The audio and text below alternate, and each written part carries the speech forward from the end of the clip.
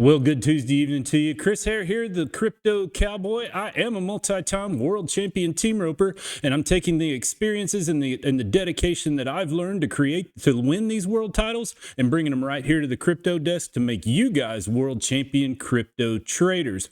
But we've had an interesting day today. The charts kind of went up and down. I think we had a point made today on the rejection that we had, and I'm going to give out this warning now. We've got about one more opportunity for a bounce here to run to the upside, and then things are going to get pretty dismal. But we'll get into the charts, figure that out. If you're enjoying these videos, go ahead and hit the like button, smash the subscribe, hit that bell notification. You'll get notifications as soon as I upload a video. But we'll start off tonight in the Crypto Fear and Greed Index. Moved down from yesterday. I believe we were at about a 33. And we've came back down to about 29. Last week we were at 37, and last month was about 47.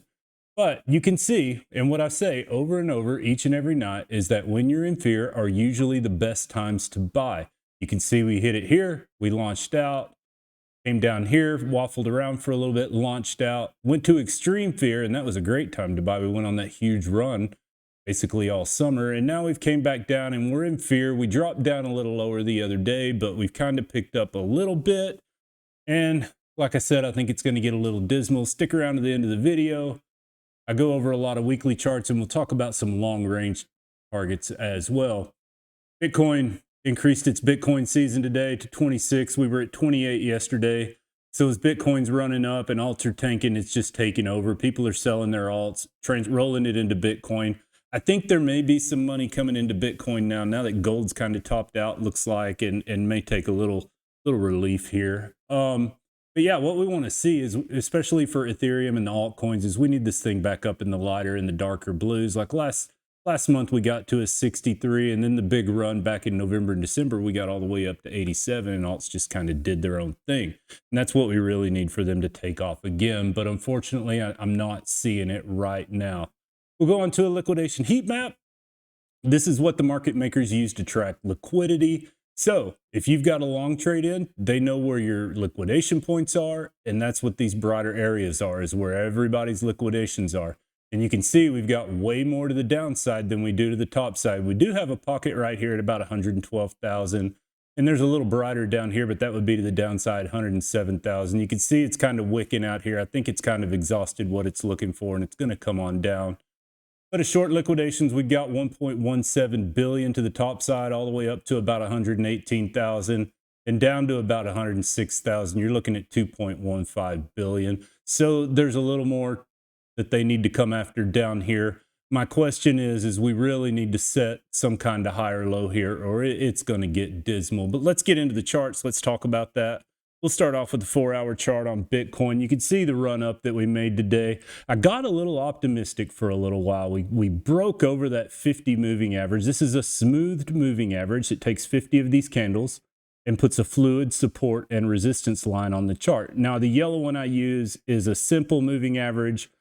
One takes a different algorithm than another. I believe the smooth uses the EMA and the SMA, and it creates a line. But these are the two that I like to use. You can tell the red line was the 200 moving average, and we flat rejected off of it. And when we did, we lost the 50. Then we lost the 50 simple moving average. And I'm telling you guys, if we don't bounce here at about 105, 106, your next targets are going to be 101 to 98. And I feel like if we're going to go that low, we're probably going to revisit this bottom trend. I've talked about this for a few nights now. That's going to put us around $87,000, $88,000. I've called that since back in July, the first time we've hit all-time high. I just felt like it's where it needs to go. But even if we do, I don't think all hope is lost. I think there's a run coming, and we've still got some pretty considerable upside. If for some reason we hit target one, we bounce off, we put in some kind of double bottom down here, maybe around 101, 102,000, and we can climb back up and cross these 50s. Your 4-hour golden zone is going to be next, around $118,000. We can clear that, then you're headed up to 136. So it's a real line in the sand. I think this rejection today, it rejected the daily 50 smooth moving average as well. Now we've got a lot of resistance above us to get up, and you can tell it's just having a hard time doing it. I'm not real optimistic, so I'm firing that warning shot now. If you go out to the daily, it really kind of verifies what we've said. We've dropped back into this daily golden zone after we ran up today, rejected the 50 smooth moving average.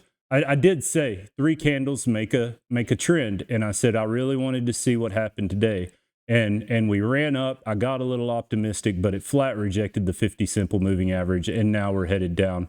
What I think will happen here, once you reject that hard and that fast, I think we're going to lose this daily golden zone. Next stop would be around $97,000, $98,000 if we don't bounce around 103.9. And if we can't hold that, we're looking at $90,000 to, like I said, around $88,000. This bottom trend, I think, is where we're headed. I really think it wants to take that and use that for support. If for some reason we do bounce, we get this double bottom in and we start running up, if we can get over these 50 simple moving averages and the 50 smooth moving average, I think our next stop is the golden zone up around 119,000, just like we looked at on the 4-hour, on up to 136,000. I am going to go out to the weekly here. We went over it last night, but it gives a better picture. And what you guys got to keep in mind is this is a weekly correction. It's not just a daily correction. So these corrections are more substantial, like the pullback that we saw into January on through April and May. So what's going on is we're headed on down. The 50 simple moving average is right here at $102,000. That's why I said, you know, we could really bounce here. And it wouldn't surprise me at all. If you move this chart down, you can see we respected that yellow line the whole bull run. So we'll see how it reacts there. If we lose it, like I said, headed down to those lower targets, the weekly golden zones there, the 50 smooth moving averages there. So we've got good support here, but we've got one more line of support. Now, if we can get up here and break up over this 50, like I said, the sky's the limit. This is a pennant, and they like to fill out 70%, and I don't think $150,000 to $200,000 is really out of the question on this run. But we're going to go back up to the other screen. I'm going to pull up an Ethereum liquidation heat map. We're going to run through it as well.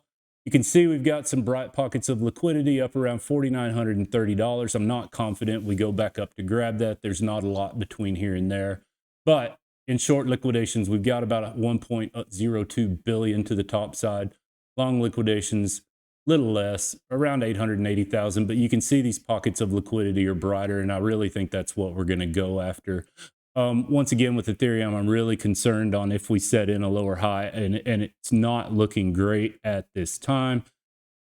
But we'll get into the 4-hour chart here. Let me pull that up for you. There you go. There's a few lines on here, but they're relevant. I'll probably take this mini descending channel out. I think it's exhausted. We talked that sometimes they only go up about halfway, and that's exactly what we did. Rejected straight off the 200 moving average, rejected the 50 smooth moving average, and we've lost the 50 simple moving average. That is a lot of support that we've now turned into resistance, and you can't ignore the daily smooth moving average at 39.55. We've also lost it as well. So our hope is that we bounce here. It's $3,800. I'm not optimistic about it. If we pull up, just real quick, if we pull up the RSIs, you can see they're below the 50 line. They've kind of rolled over. That hard rejection really put the stochastic RSI down. My daily ciphers printed a sell. It's a pretty big warning sign that there's some big downside coming, and it makes a lot of sense when you break down on the charts. But like I said, if we can put in a higher low here, then I think your 4-hour golden zone is at play.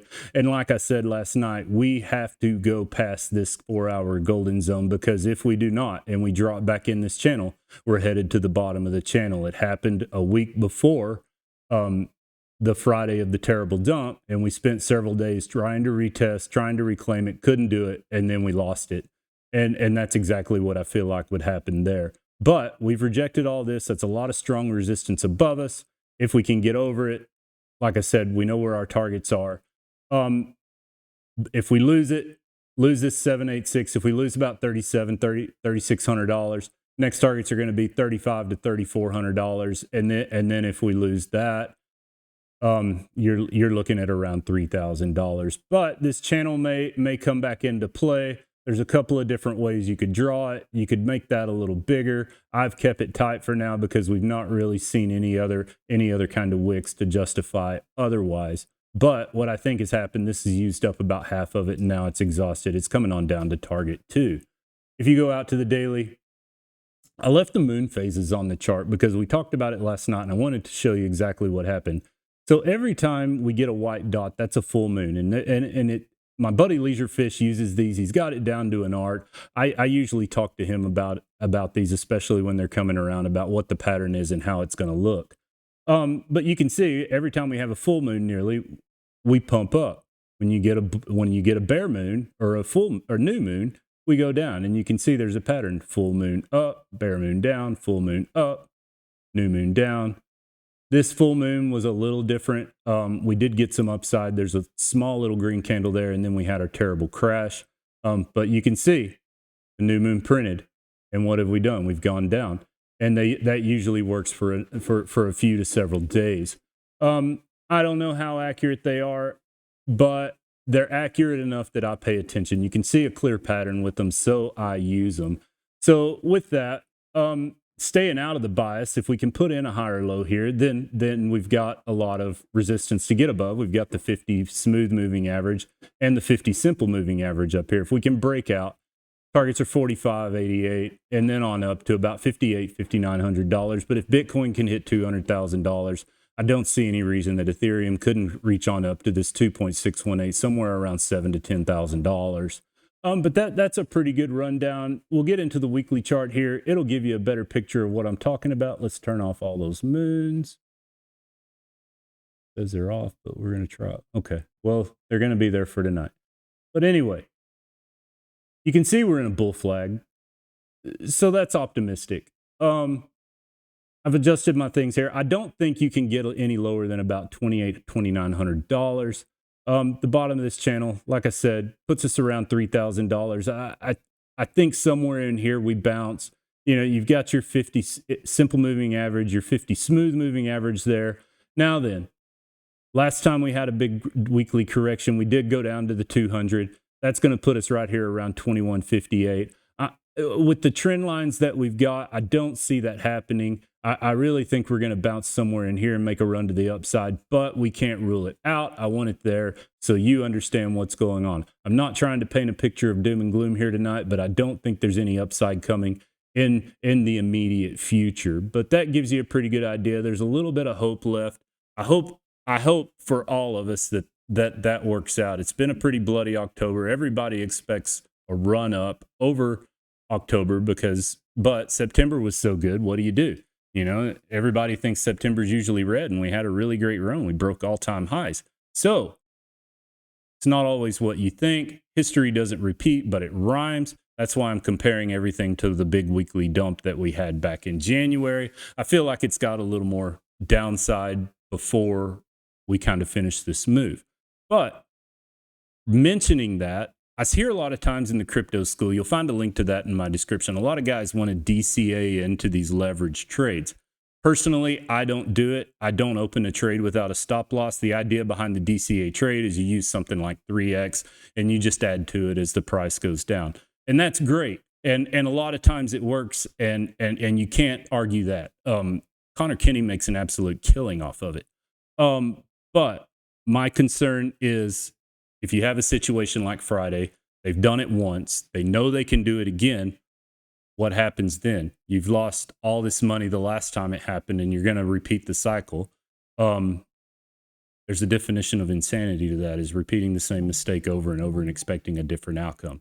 But that's where I stand with it. It works for a lot of people. I think if you're taking your profit out as soon as you get into profit and putting your stop loss at break even, maybe that's a little more of an opportunity. But I do feel like that you should at least have a place on your chart, a stop loss set that says, if it goes beyond here, I'm done. I'm absolutely out. I'm cutting my losses. Because what happens in another big dump like that, the exchanges go down. You can't close. You can't get into your account. And that's also another reason for more than one exchange. And you'll find a link for BitUnex also in my description. But it gives you a reason for a different exchange. It gives you my thesis of why I don't think it's a great idea.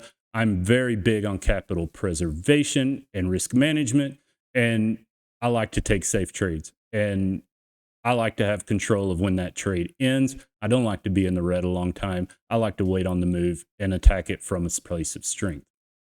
Everybody does it a little different. I don't think one way's right or another. That's my personal opinion, and I wanted you guys to know what I think about it. But I'm going to wrap this up tonight. Like I said, the link to the crypto school is in my description. Like the video, subscribe, hit the bell notification, leave us a comment. It helps the YouTube algorithm, and I can't thank you enough for that. But I'm going to wrap it up tonight. It's getting late. I got all the horses fed, and I'm ready to go to bed. So I'm going to wrap it up. Chris Hare, the Crypto Cowboy, thanks so much for watching. We'll see you down the road.